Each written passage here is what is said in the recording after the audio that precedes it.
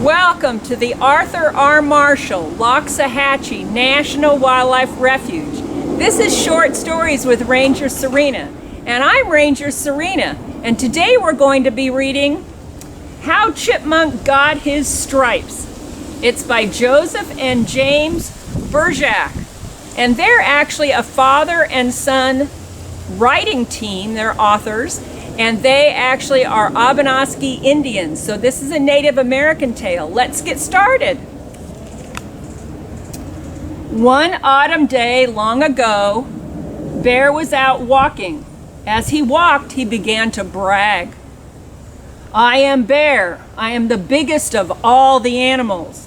Yes, I am. I am Bear. I'm the strongest of all the animals. Yes, I am.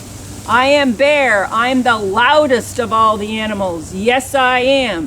I am Bear. I am Bear. I can do anything. Yes, I can.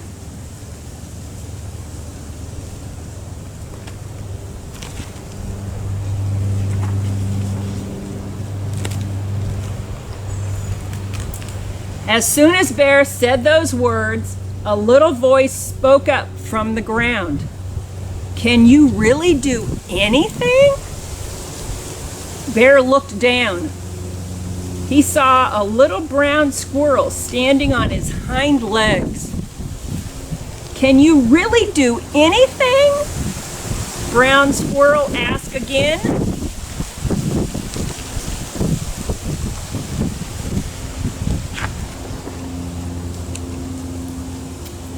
Bear stood up very tall. I am Bear. I can do anything. Yes, I can. Can you tell the sun not to rise tomorrow morning? Brown Squirrel asked. I have never tried that before, but I am Bear. I can do that. Yes, I can.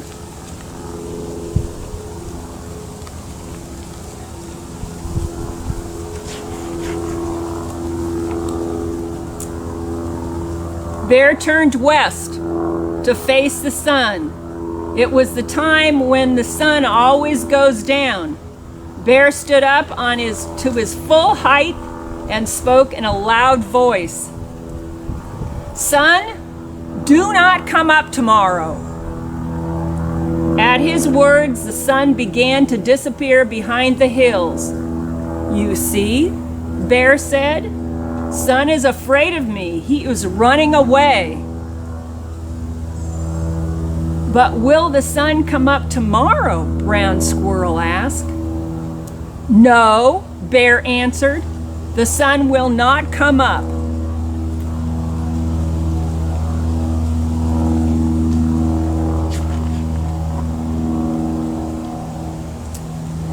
Then Bear turned to face east, the direction where the sun always used to come up. He sat down. Little Brown Squirrel sat down beside him. All that night, they did not sleep. All that night, Bear kept saying these words. The sun will not come up. Humph.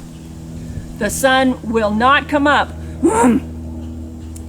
But as the night went on, Little Brown Squirrel began to say something too. He said these words. The sun's going to come, the sun is going to rise. Ooh. The sun is going to rise. Ooh.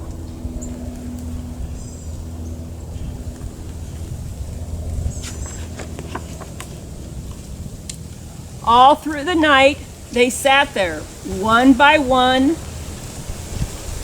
Other animals gathered around them. Fox and wolf, deer and moose, rabbit and porcupine, hawk and owl, otter and beaver, frog and turtle, and even the little mice came. They wanted to see who would be right, Bear or Brown Squirrel. This is what the other animals heard. The sun will not come up. The sun's going to come up. Ooh. The sun will not come up. The sun's going to come up. Ooh. Finally, it was just before dawn, the time when the sun always used to come up.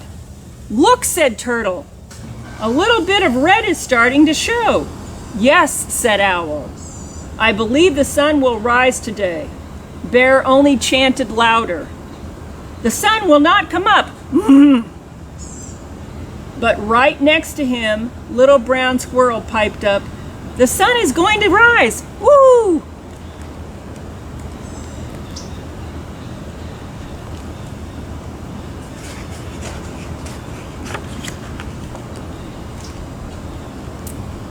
And the sun came up.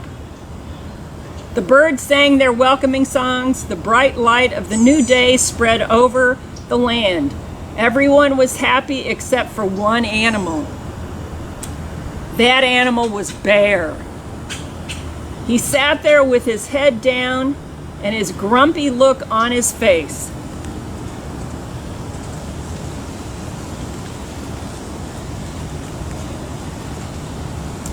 The happiest animal of all was Little Brown Squirrel. "The sun came up," he chirped. "The sun came up, the sun came up, the sun came up." Brown Squirrel was so happy he forgot what his wise old grandmother had told him when he was very young. "Brown Squirrel," his grandmother had said, "it is good to be right about something, but when someone else is wrong, it is not a good time to tease him." Now Little Brown Squirrel began to tease Bear. "Bear is foolish. The sun came up. Bear is silly. The sun came up. Bear is stupid. The sun..."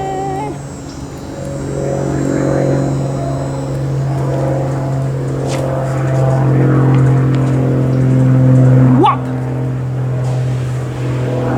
Bear's big paw came down on Little Brown Squirrel, pinning him to the ground. Bear leaned over and opened his huge mouth. "Yes," growled Bear. "The sun did come up. Yes, I do look foolish, but you will not live to see another sunrise.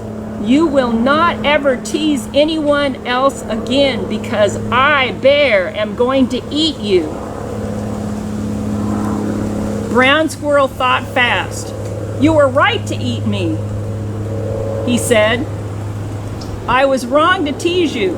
I would like to say I am sorry before you eat me, but you were pressing down on me so hard that I can't say anything. I can't say anything at all. I can't even breathe. If you would lift up your paw just a little bit, then I could take a deep breath and apologize before you eat me." "That's a good idea," Bear said. "I would like to hear you apologize before I eat you."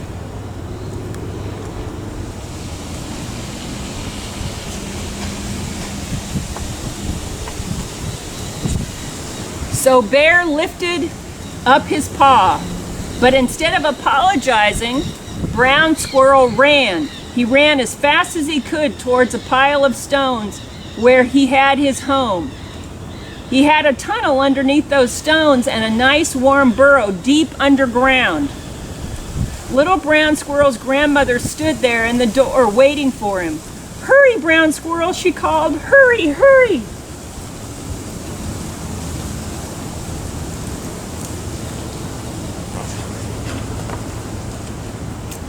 Little Brown Squirrel dove for the door to his home, but Bear was faster than he looked. He grabbed for Little Brown Squirrel with his big paw.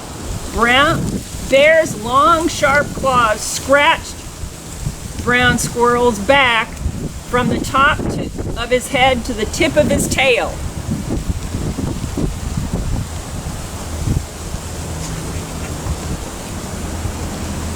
But Brown Squirrel got away. Deep down in his burrow where Bear couldn't get him, Brown Squirrel curled up next to his grandmother and slept all winter, while those scratches on his back healed.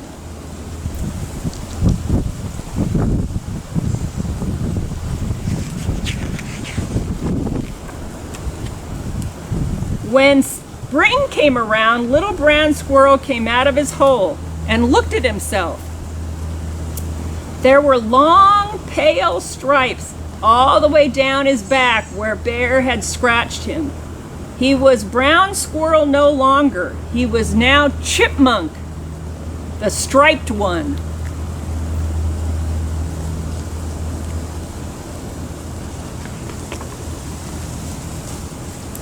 That is how Chipmunk got his stripes. Ever since then, Chipmunk has been the first animal to get up every morning. As the sun rises, he scoots to the top of the tallest tree to sing his song. The sun came up, the sun came up, the sun came up, the sun came up.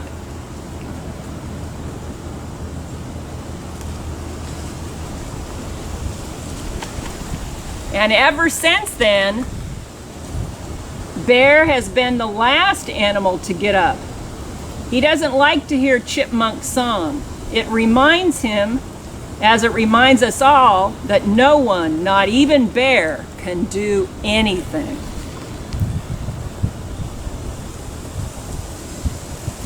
Thank you so much for joining us at the Arthur R. Marshall Loxahatchee National Wildlife Refuge. We'll see you next time. Bye-bye.